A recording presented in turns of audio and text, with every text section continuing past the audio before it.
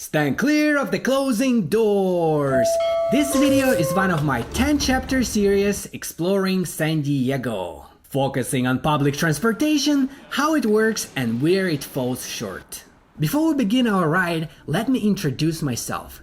I'm Transit Nomad, a world traveler, business owner, music composer, filmmaker, and life coach on a mission to explore cities through the lens of public transportation.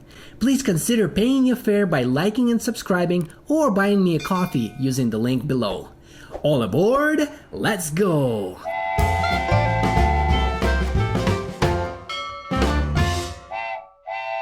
Our next chapter is traffic speed, infrastructure, and city mobility.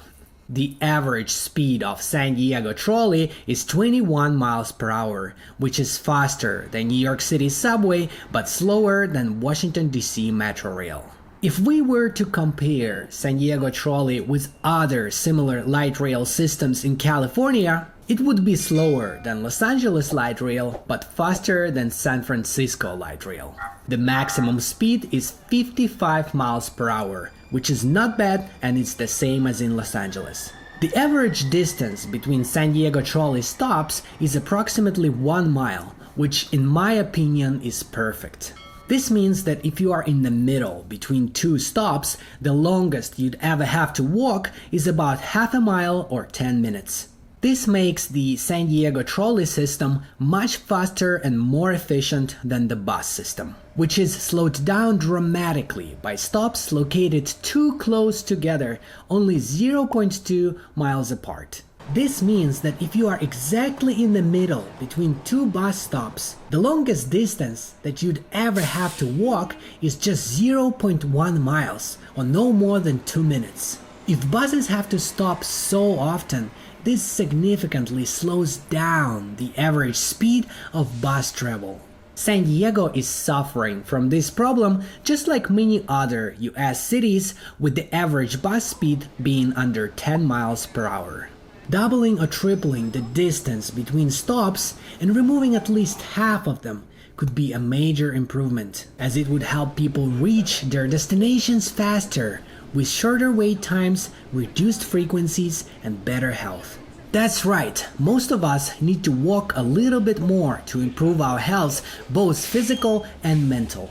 But most people I've met here in the United States really don't like to walk, and that is very unfortunate. San Diego could also benefit from adding more bus-only lanes with priority signaling, while upgrading more bus stops to include shelters with benches and information signs.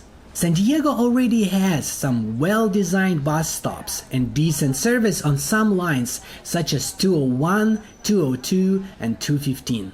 This shows that the city knows how to make transit effective when it wants to, and just needs to build on these successes.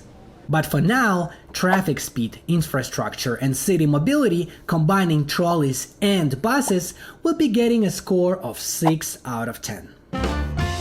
Before we move on to the next chapter, I'd like to remind you that this video is one of 10 episodes that are released over time.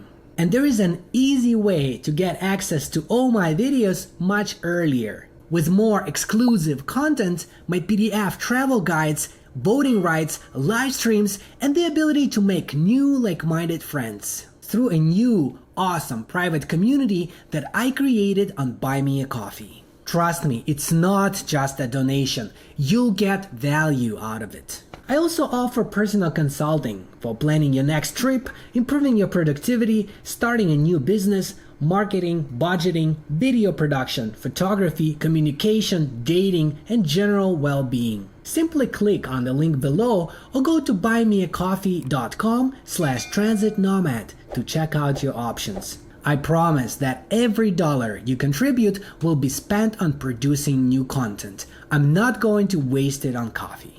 Our next chapter is city design, aesthetics, and architecture.